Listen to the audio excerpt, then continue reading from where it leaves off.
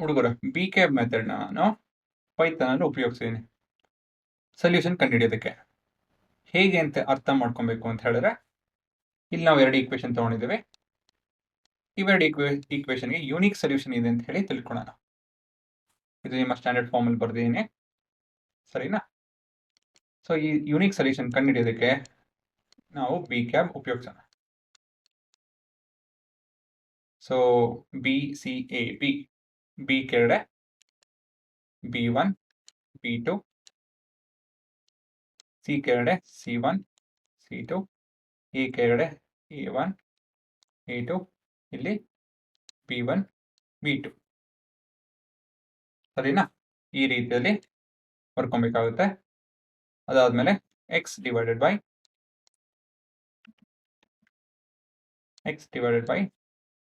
ಇವೆರಡು ಮಲ್ಟಿಪ್ಲೈ ಮಾಡಿ ಇಲ್ಲಿ ಬರ್ಕೊಬೇಕು. ಮೈನಸ್ ಅಂತ ಹಾಕಿ ಇವೆರಡನ್ನು ಮಲ್ಟಿಪ್ಲೈ ಮಾಡಬೇಕು. B2 C1 ಮುಂದೆ ಹೋಗ್ತಾ y ಡಿವೈಡೆಡ್ ಬೈ ಇವೆರಡು ಮಲ್ಟಿಪ್ಲೈ ಮಾಡಿ C1 A2 ಮೈನಸ್ ಇವೆರಡನ್ನು ಮಲ್ಟಿಪ್ಲೈ ಮಾಡಿ C2 A1 1 divided by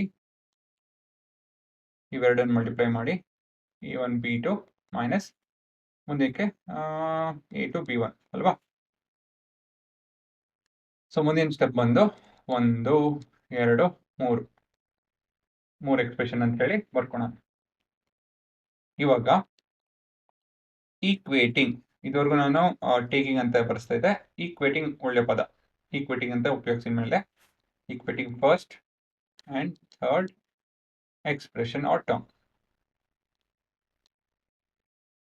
so ಇವಾಗ x divided by B1 C2 minus B2 C1 is equal to 1 by A1 B2 minus A2 B1.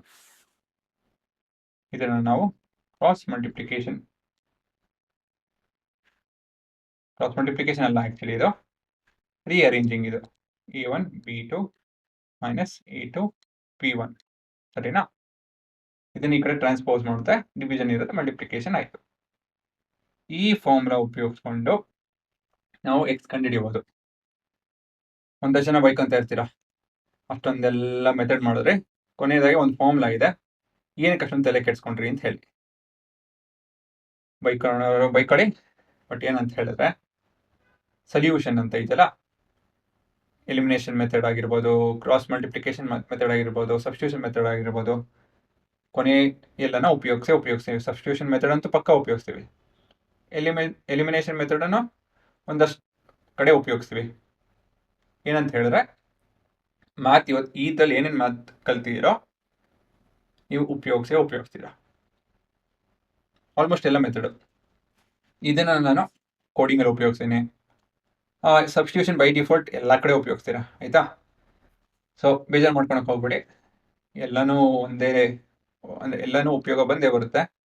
ಏನಂತ ಹೇಳಿದ್ರೆ ಅದನ್ನು ಆಮೇಲೆ ನೋಡ್ತೀರಾ, ಸರಿನಾ? ಓಕೆ, ಮುಂದಿನ ಭಾಗ ಈಕ್ವೇಟಿಂಗ್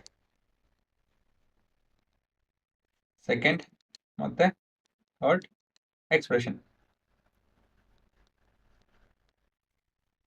ಇಲ್ಲಿ ಏನಿದೆ, y divided by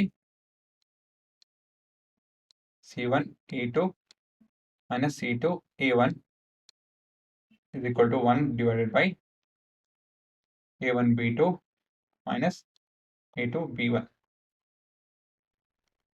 So y is equal to C1 A2 minus C2 A1 divided by A1 B2 minus A2 B1. ನಿಮ್ಮ ಫಾರ್ಮುಲಾ ರೆಡಿ ಇದೆ. ಇದನ್ನೇ ನಾನು ನಮ್ಮ ಕೋಡ್ ನೋಡಿದ್ರೆ ಇಲ್ಲಿ ನಾನು ಕೋಡ್ ಮಾಡಿದ್ದೀನಿ ನೋಡಿ. ಕಂಪೇರ್ ಮಾಡೋದಕ್ಕೆ ಇಲ್ಲಿ ನಾನು ಪೇಸ್ಟ್ ಮಾಡ್ತೀನಿ. ಇವಾಗ ನೋಡಿ, ಎಕ್ಸ್ ಕೋಆರ್ಡಿನೇಟ್ ಕಂಡುಹಿಡಿಯೋದಕ್ಕೆ B1 C2 minus B2 C1, A1 B2 minus A2 B1 ಅದೇ ಇದೆ.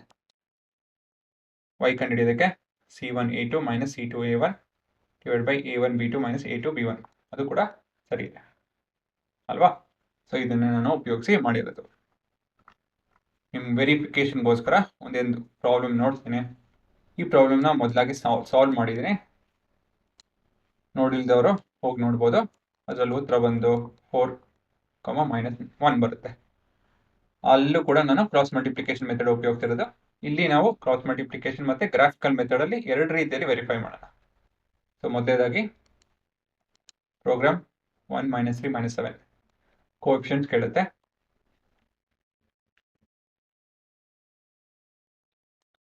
ಒನ್ -3 - 7 ಮತ್ತೊಂದರಲ್ಲಿ 3 - 3 - 15 3 - 3 - 15 ನಿಮ್ಮ ಉತ್ತರ ನೋಡ್ಬೋದು 4 ಮತ್ತೆ -1. ಈ ಫಾರ್ಮುಲಾ ಉಪಯೋಗಿಸ್ಕೊಂಡು ಈ ಉತ್ತರ ಬಂದಿರೋದು.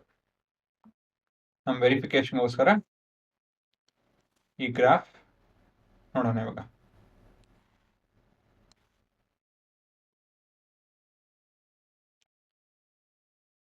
ಝೂಮ್ ಮಾಡಬೇಕು. 4 ಮತ್ತೆ -1 ಸರಿ ಇದೆಯಲ್ಲ?